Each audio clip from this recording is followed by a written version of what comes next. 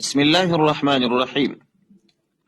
یو ورور پوښتنه کړې ده، وایي دلته زما یو ملګری دی، هغه وایي که چیرې یو جعلي کرنسي یا جعلي نوټ د یو چا سره ورسره وي، دی ښه په خبر وي چې دا جعلي نوټ دی، پر بل چا باندې تیر کړي قصدا، وایي په دغه کار سره پر ده باندې ښځه طلاقیږي.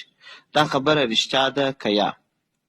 د دغه ورور د پوښتنې په جواب کې باید ووایم چې دا خبره چې یوې ښځه ورباندې طلاقیږي، د دې اصلا مطلب دا دی چې د ایمان یو شرط دا دی چې حرام د خدای به حرام بولې، حلال د خدای به حلال بولې.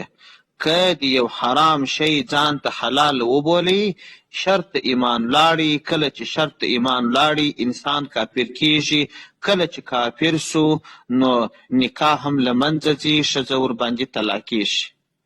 نو اوس دلته چې یو سړی دا جعلي لوټ و هغه کس ته ورکوي، که یې مقصد دا وي چې دا یو حرام کار دی، زه هغه کس ته ورکوم، ګناه کوم، نو په ګناه کولو باندې څوک نه کافر کیږي.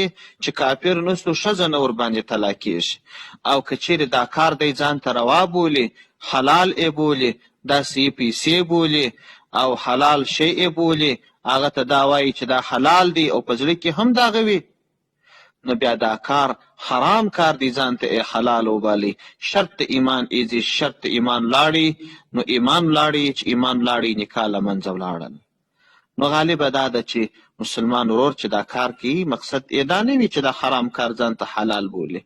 نو لهذا د قرائنو څخه دا شی نسته چې ښځه دې طلاقه سي، خو که یې حلال بللی و، بیا دغه خطره سته. والسلام علیکم ورحمة الله وبرکاته.